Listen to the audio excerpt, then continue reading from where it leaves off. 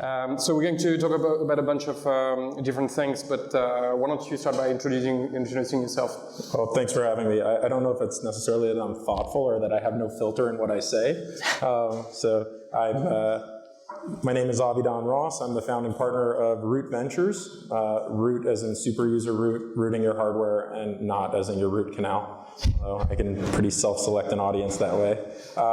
So my background is I was a hardware engineer for many years, back when it was not fun, it was not sexy, it was not called IoT.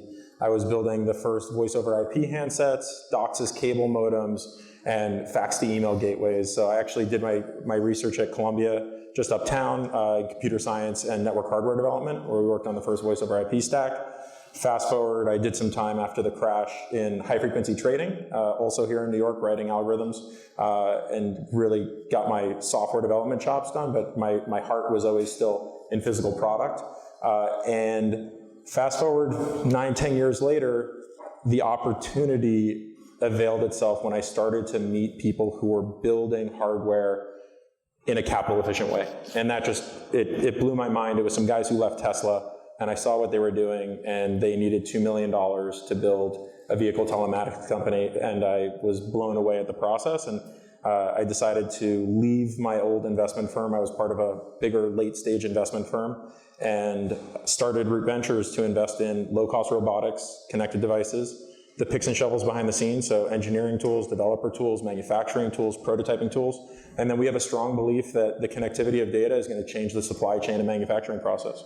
Okay, so the firm itself is focused on seed investments, Series A investment. What stage? So we're focused on seed stage investing, although we're happy to do pre-seed, mango seed, seed A&1/2, seed bridge. I don't know. I mean, like, there's so many names for it that, to a certain degree, what we say is we like to be the first institutional investor you see, and we're institutional light, right? I mean, we're not a big corporate structure with executive committees. You're not going to pitch the entire. I mean, I'm the only partner of the firm. We have awesome Kane, who's actually an associate of the firm, and then we have, it's a small setup, but we like to put in about $500,000 to start in a company.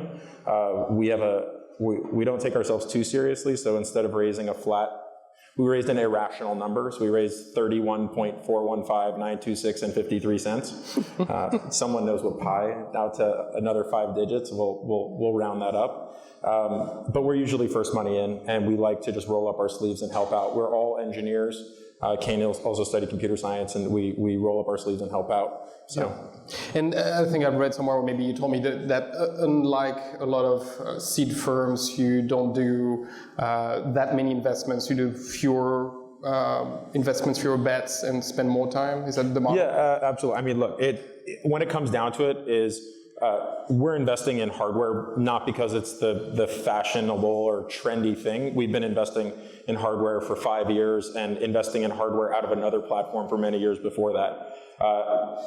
We look to help, and you can't invest in 30 companies in a year and honestly tell an entrepreneur, unless you have 30 partners that are just going to split up and run around, you can't honestly tell an entrepreneur, hey, I'm really here to help you, but I'll see you in 3 months. I'll see you quarterly to help out.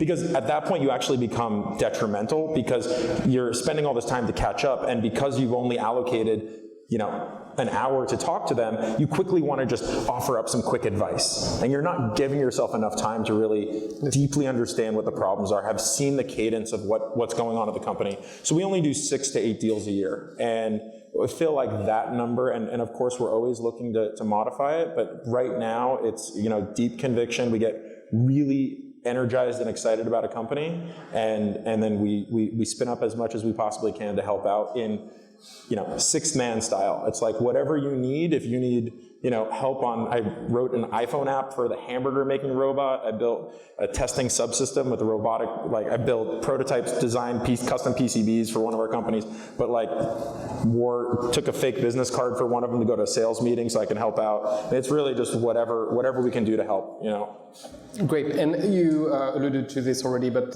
so give us a sense of what areas you find particularly interesting and why. Yeah, so At the center of it all, we're investing in companies that are building physical products.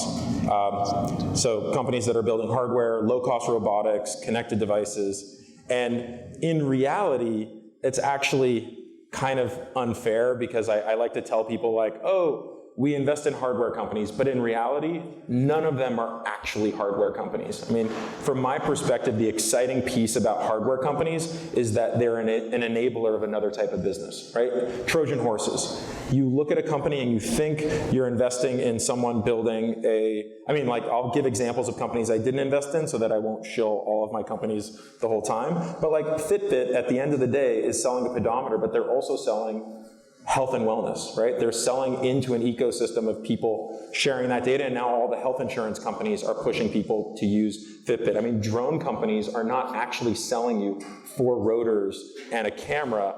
The best drone companies are selling you the services of extracting that data off the site. So right now, I think the areas we have a deep amount of passion and interest for on the robotics side is augmentation of human capability. The belief that, I think the easiest way to describe it is there's RoboCop and there's Iron Man. We are more Iron Man and less RoboCop, right? We believe that at the end of the day, humans are very capable and need to be part of the process within robotics. So we're not invested in the fully autonomous camera that rolls around your house and is supposed to do your dishes and like mop your floor. Like, I have a Roomba and it's not that awesome. It's like kind of house is always a mess anyway. But we've invested in some companies that are doing more augmentation of human capability. So one is called Shaper Tools, and they basically give people CNC level accuracy out of their hand tools because it's an augmented reality. You really have to see the video, but basically it's autocorrect for hand tools. So if you're drunk and trying to cut a perfectly straight line, the tool in the center of it will auto-compensate for your errors and give you a tooth thou accurate cut. So that is robotic capabilities given to humans. We're also investors in a company called Superflex, which is and I'm glad I now get to speak about it because there was a TechCrunch article about it, but they wear, it's lightweight clothing that has actuation built into it to give anybody the ability to stand up straight, run faster, just genuinely augmenting human capability through actuated clothing. So that's definitely on the robotics side something we're very strongly passionate about. And you said developer tools as well. Yeah. So on the tools side, we're an investor in a company called Plethora, which is is anyone mechanical engineer in here or no? All right. So the process of getting something like there's 3D printing. Love 3D printing, but it has its limitations. Plethora is on the other side. They're on the anti-3D printing side. They're a milling technology, but what they do is they give you a plugin for SolidWorks or Inventor or whatever 3D tool you're using, and it debugs your designs for you, telling you exactly what it will cost to mill that part. So if you make something 0.26 inches thick, it highlights it yellow and says, well, we'd have to shave down 3/8 to get there, so why don't you just make it 1/4 inch and you'll save 10%. And when you hit buy it now, a robot loads a piece of aluminum into a mill, mills it, and then some Uber driver picks it up and drops it off, or FedEx, or however you get it. So that's definitely a developer tool. We're also investors in Particle, which is the de facto standard for companies that are too serious for Arduino. No offense to Arduino. I have every Arduino except for the Maker 1000, because that's competitive with Particle. But Particle is the developer tool of choice that allows you to go from prototype up to scale. And then, we have a variety of companies that are, some are more in stealth mode around manufacturing. Okay, great. So those are some areas you like. Conversely, what do you find challenging as an investor? And why? What do I find challenging? Do not pitch me a Wi-Fi light switch unless it has dimming capabilities and is going to be sold for less than $19 and has Wi-Fi, because I want the dimming. And it's actually like pulse width modulation on a light switch is a real pain to get like dimming going. But in any event, like one-off home IoT is tough for me unless it can truly sell the entire ecosystem. Like Nucleus, by the way, did everyone catch the Silicon Valley reference of it being called Nucleus? Right? Thank you. Doors that go like this, right? No, I love giving him shit about that. I think it's hilarious. But they had the name first. They beat Silicon Valley to the punch. And basically, that offers a full ecosystem, right? That's an individual product that you put in your house, but it's more interactive than just a one-off, Wi-Fi light bulb. And we also have a hard time with people who are genuinely selling hardware for the margin. If you're just selling a product for the margin, the problem is that in a connected world, you have an ongoing cost to maintain that product, right? If you look at Revolve, they got screwed on this because they basically sold a product. They collected a good 40% margin, but every year in maintaining that product, it got eaten away from that margin. So if you're only selling that product for the margin, basically over a lifetime, you're gonna go broke because you're gonna lose all the margin. Previously, people who sold margin-based products, they would give you a 1-year warranty and then be like, you're on your own, like if this thing breaks, you're screwed. Now with a connected product, you have to think about what your lifetime value is of a customer, and it cannot be just that margin. So when we're looking at companies, we get really skittish when someone comes to us and says, I got this really healthy margin, but I haven't figured out, like they just don't even care to figure out the long-term value, or they've tested the margin, but they haven't tested the long-term value, right? They say to us, look, we're gonna just kill it in sales, and then we think we can get this other like long tail value out of like a subscription service. And you have to be able to put as much effort into really thinking about that long-term value that you can generate from the customer. I think that's a super important piece. Mm-hmm. Great. Maybe some quick words on what you look for in terms of team, or when somebody comes to you, what do they need to have? So I think the cliche out there is find somebody with an unfair competitive advantage. But I look for people who understand that hardware is fucking hard. Sorry, you're recording. New York, all right, it's in New York. I could say it is really fucking hard. So somebody who deeply cares about what they're working on, because you are going to get thrown all sorts of curveballs. You're building 5 companies at once, right? You're building a hardware company, you're building a software company, you're building a platform business. You're going to have to worry about distribution of both your hardware and your software. And on top of it, you have to worry about a specific domain, because hardware is not a general, it's not anything specific. Like fintech guys have it so easy because it's like fintech, right? It's financial driven. But in hardware, people came to me, they're like, why are you only investing in hardware? I was like, do you know how much there is in, like, it is such a crazy disparate world.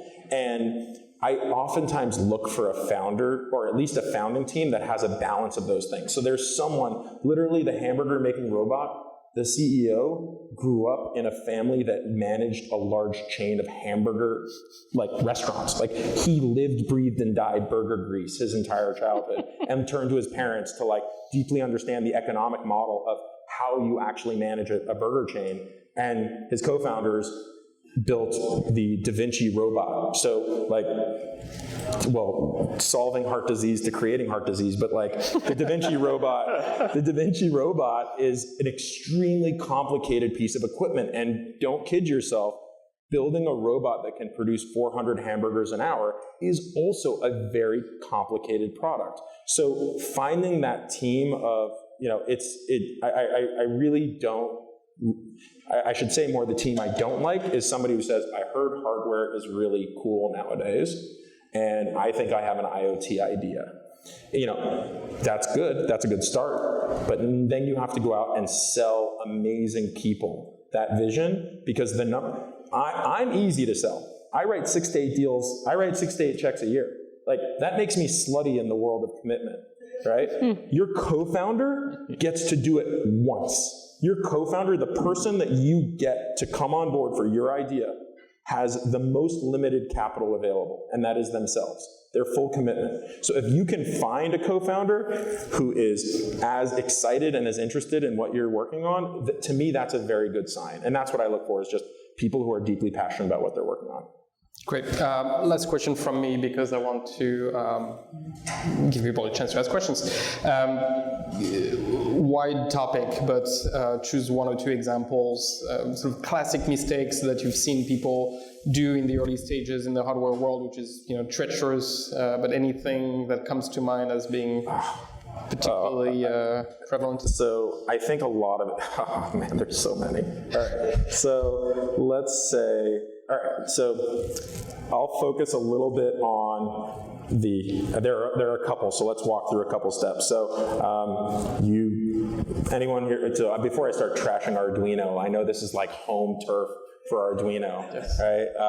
So I apologize, but Arduinos are not made for production. You prototype your shit in Arduino or Raspberry Pi and you bring it to me, that's great. I'm gonna very quickly ask what your path is to a production quality product, right? I'm gonna act, like, be prepared. I will tear down, like, literally I keep a screwdriver in my bag and open up boxes. Anyone brings me a piece of plastic, I immediately look for how to open it up so I can be like, that's an Atmel, that's not gonna scale. But that world of thinking about how you get to production is that you want to think about it early, because there are so many places that you're going to get caught up. And I think from my perspective, I've seen so many companies fail because they didn't understand that you can build one prototype, you can build 10 prototypes. To scale that up to 1,000 or 10,000 is not as simple as just using a MakerBot in your garage and hitting 10,000 on the front of the screen. You have to think about what is the NRE around your product, like your non-recurring engineering costs to get molds made, to get your PCB design done, and then what your your bill of material actually looks like on that product, so you can price your crowdfunding appropriately. The reason why so many crowdfunding campaigns fail is because, you can say it's because they didn't price it appropriately, but I would say more specifically, it's because they didn't prepare. They didn't understand what it takes to go from prototype through to production and how expensive that is, and they end up down a path that is very hard to undo. And if you bring on, there are amazing people out there, amazing resources of people who can help guide you in those early days to make sure that you don't run into the problem of you did an amazing $500,000 Kickstarter campaign or $1 million Kickstarter campaign and find out that you will have negative 5% margin if you actually try to deliver it. Great, thank you. Do we have questions? Yes. Yes, ma'am. Question specifically about plethora at the clusters. Okay, so I'm not a mechanical engineer, but I sometimes manage the prototyping procurement process. So how different is that than, say, going to Proto Labs and uploading a step file? Totally. It's the experience looks exactly the same, except you don't have to wait for Proto Labs to get back to you. If you design at 2 a.m. and you're doing it in SolidWorks or Inventor, it's real time actually giving you the pricing. And Proto Labs at the end of the day isn't doing, Proto Labs it's a perfectly analogous business, but Proto Labs at the end of the day is a manual behind the scenes process. There's a lot of mechanical turking going on behind the scenes at Proto Labs, where they just have banks of old Dell computers that are running through everything. It is definitely the business plethora is looking to disrupt. Okay, as far as the cost savings, say if there's a bin session and the person's not going to call me and tell me to make a piece of software and say, hey, we have a concession, or you got to rotate this, and Yep. So that the software is all the DFM, design for manufacturability, is built into it. So it will basically, in the software, you can download it and just install it on. It's live now. Yeah, it's live now. Oh yeah, yeah, no problem. Hey, Avidan Ross. In the software industry, there's hundreds of applicants that come into a venture capitalist.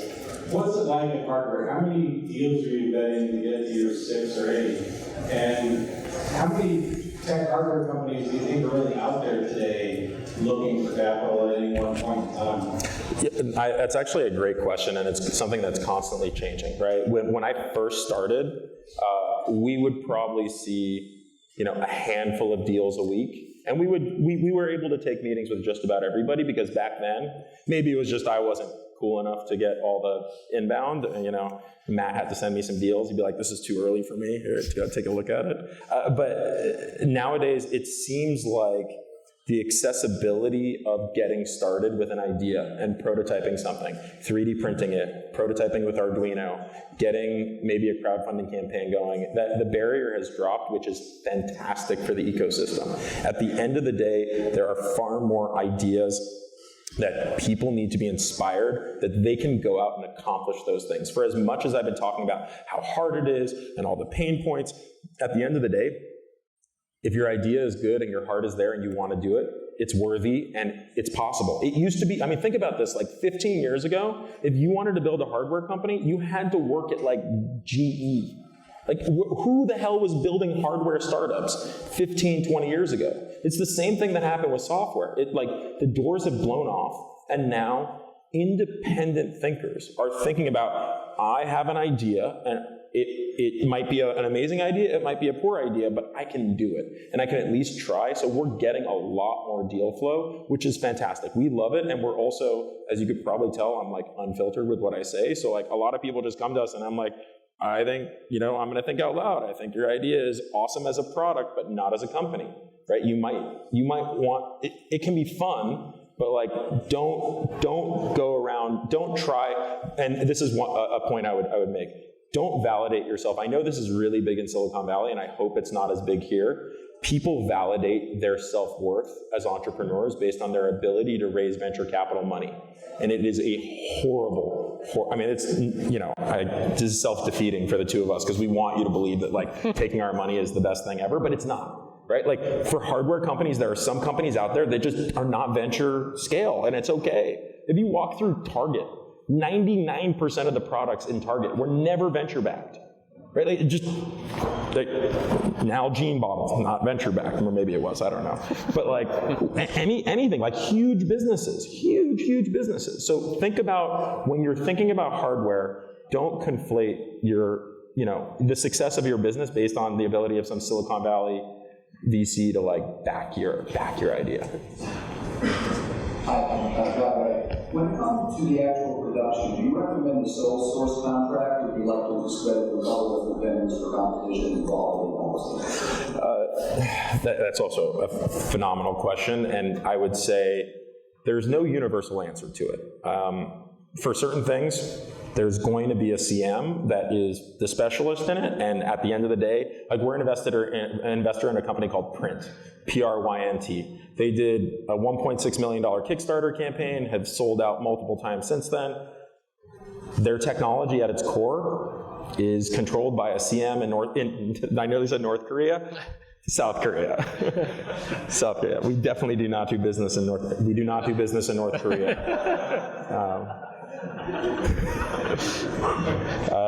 But there really wasn't a choice, right? And so more often than not, though, we like to at least see a competitive process. It keeps the CMs honest. It keeps you allow specialists to be specialists. Not every job is made for Foxconn, Flextronics, or Jabil, right? They're not. You got to be very cognizant of the fact that as a startup, sometimes you want a manufacturer who's aligned with your stage and interest, because I guarantee you're going to get bumped from the line at Foxconn if anybody shows up and says, I need that line because you're small and they're big. All right, last question. A couple of weeks back, there was an article saying that IoT is design, and as an engineer, how do you respond to that in terms of the aesthetic function? Do you think that it's janky and it needs design to appeal to the hearts and minds to be successful? So I don't know if anyone heard that question. That question's awesome. The question of how front of mind does design need to be in the IoT world? I agree with the article on most things. Design has not been at the forefront. We have a lot of ugly IoT boxes. And I think that consumer expectation is very high because Apple has just ingrained in us that products should be beautiful. You should be emotionally tied to the things that you hold. So I would say industrial IoT, no one gives a shit. No one cares what it looks like. They're just like, give me function. I don't care about form. It literally is like silver boxes bolted to walls, and you just put 4 holes and they'll figure the screws, they'll find the screws. So in the consumer space, I think it actually is far more important than we're giving it credit for, because what makes hardware extremely exciting is that people have emotional ties to the products that they own. People really care deeply for, like, I'm having the hardest time letting go of an old car. Like, it's insane. My wife thinks I'm totally nuts. It's in the shop all the time, but like, I love it. And it makes no sense because it's like my baby. And when you think about a lot of products, those products are design driven, that our emotional response to loving products is the fact that we will display them, we will share them, and we want to, really yearn after them and I think that right now, but I would say that don't mess with your engineers by throwing shitty design, by throwing insane design requirements at them. Not to name any names, but a Bluetooth lock company that I will not be named was designed by a beautiful, amazing designer who wanted it to be made of metal. And the head of engineering said to me, he just asked me to build a Faraday cage. And I was like, I know, that sucks. Like, what are you gonna do? And the problem, and it really needed to be a conversation where the CEO stepped in and said, where are we prioritizing here? This can be a beautiful product, or we can actually make it a functional product. So the form over function question, as an engineer, I always lean more towards the function and making sure that at the end of the day, people are buying IoT products for a consumer experience, and that experience needs to be front and center, right? The fact of the matter is that Bluetooth lock works because it's plastic, but it looks metal, which is really nice. So I would say that don't forget design, but it's probably not core to your team. You probably don't need one of your co-founders to be an IDEO or Frog Design industrial designer. That's what I would say. All right, terrific. On that note, thank you very much.